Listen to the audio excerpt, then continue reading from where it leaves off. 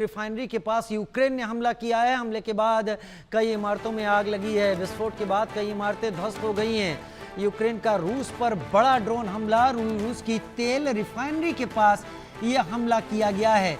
हमले के बाद कई इमारतों में आग लगने की खबर है। तस्वीरें आप देखिए।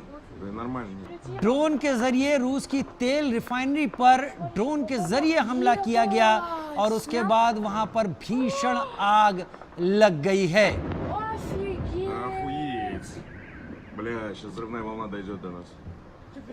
आसपास की कई बिल्डिंगें ध्वस्त हो गई हैं। यहाँ पर ईंधन का भंडार है, तेल रिफाइनरी है यहाँ, और उसके चलते उससे सटी हुई बिल्डिंगें ध्वस्त हो गई हैं।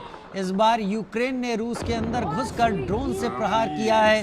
कई इमारतें इस दौरान ध्वस्त हो गई, गिरा दी गई।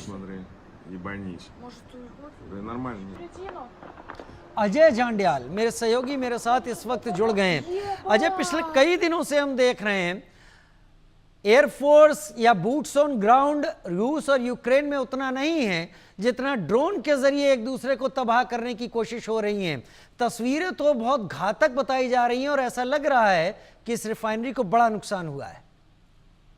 देखिए, बिल्कुल आप सही कह रहे हैं राजीव। जिस तरीके से ये धमाका हुआ है और उसके बाद की तस्वीरें अपने आप में बताता है कि ऑयल रिफाइनरी डंप जो था वो पूरी तरीके से क्षतिग्रस्त इसमें हुआ होगा।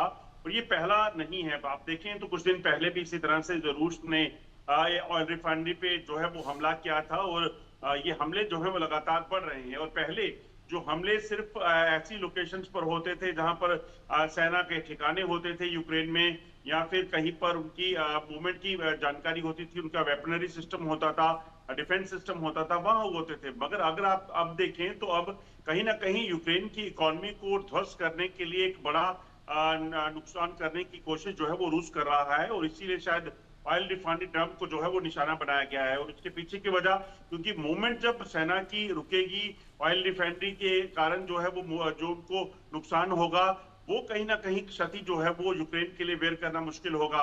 हालांकि लगातार धमकियों का सिलसिला अगर आप देखें तो यूनाइटेड स्टेट की तरफ से जारी है।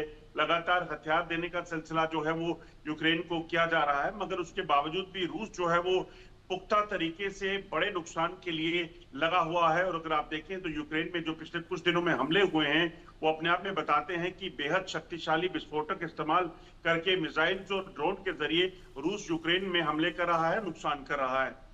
वाकई रूस भी हमले कर रहा है, यूक्रेन भी हमले कर रहा है। लेकिन अब एक बात तो समझ में आती है, अब रूस का रिटेलिएशन होगा और ये वॉर कितनी भी कोशिश कर लिए जाए, फिलहाल तो रुकने की कोई संभावना नहीं दिख रही है। अजय, बिल्कुल आप ठीक कह रहे हैं। जिस तरीके से इस वक्त एक दूसरे पर हमला और खासतौर पे रूस के हमले जो तेज हुए हैं वो तब हुए हैं जब अमेरिका ने यूक्रेन को नए हथियारों की खेप देने की बात की थी।